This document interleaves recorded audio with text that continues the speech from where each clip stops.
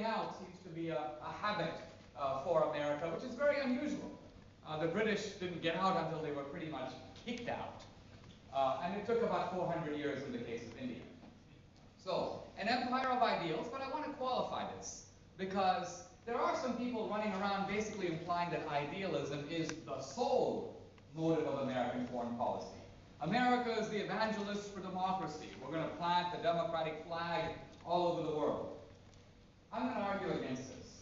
I don't think America should use its power to be the global evangelist for democracy. Why not? We're not the world's policeman, and foreign policy is not philanthropy. American foreign policy should, to a considerable degree, be about American self-interest. Why? Because we live in a democracy. And in a democracy, we elect leaders to look out for us. Now, this is not a bad thing. Sometimes on campus, you get the idea that self-interest is a sort of dubious motive for American foreign policy. I was at Columbia several months ago, and I heard a professor jump up and say, "Mr. D'Souza, will you admit that America is in the Middle East largely for reasons of oil?" I said to him, "Professor, I certainly hope so. I can think of other good reasons to be over there, can you?" So it is a fact that American foreign policy is primarily aimed at protecting our self-interest, our security, and our welfare, broadly viewed. Now, the legitimate question to ask of American imperialism is not, "Hey, America, are you protecting your self-interest?" Every country in the world does that.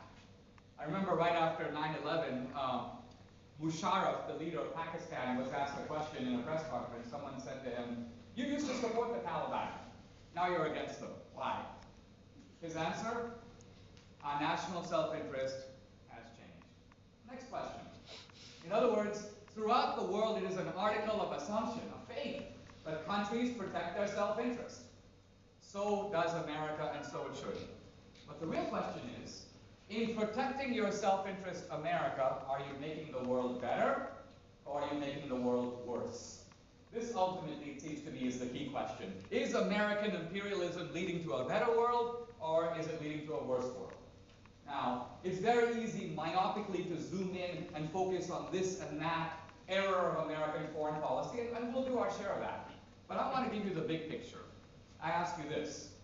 Isn't it true that America, if you look at American foreign policy the past 2, 5, 10, 20, let's say 50 years, go further back if you want, isn't it a fact that in protecting American self-interest, America has overwhelmingly made the world better?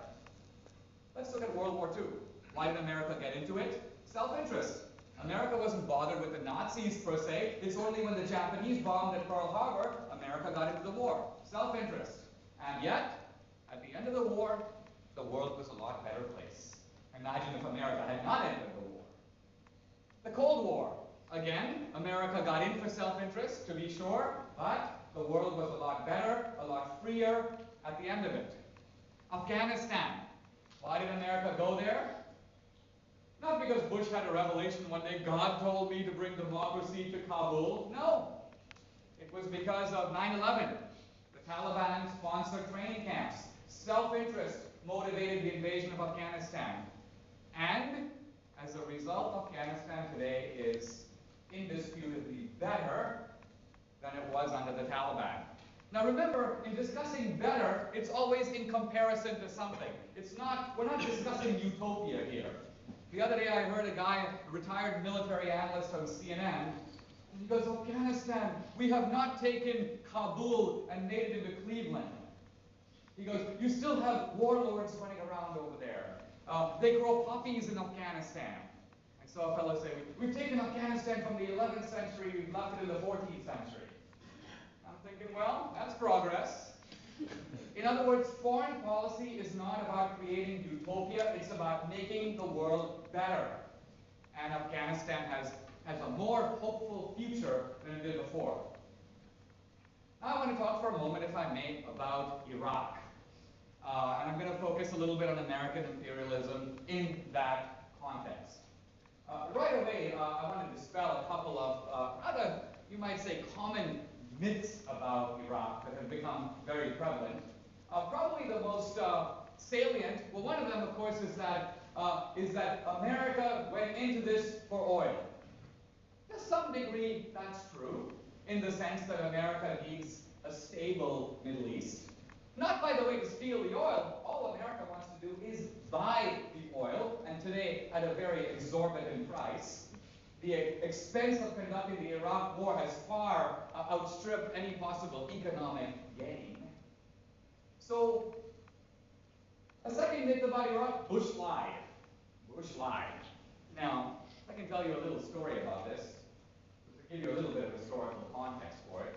In the period leading up to World War II, a group of German emigre scientists went to Einstein, and they told him the Nazis are building an atomic bomb. Einstein became very worried. He wrote a famous letter to President Roosevelt, who commissioned, as we know, the Manhattan Project. The United States built the bomb, dropped it 2 times on Japan. Now we know that the Germans were nowhere close to building a bomb. The German atomic project aborted in its infancy. Some people think Heisenberg, the leader of it, was torpedoing it from the inside. Be that as it may. What I'm saying is, in retrospect, the intelligence that led to the Manhattan Project, we now recognize wrong, false. And yet, I don't hear people going around, Einstein lied, FDR lied. They didn't lie. They made difficult decisions in the exigencies of war. And that's the job of the statesman, who's in the moving current of events. You've got to make decisions with the information you have at the time.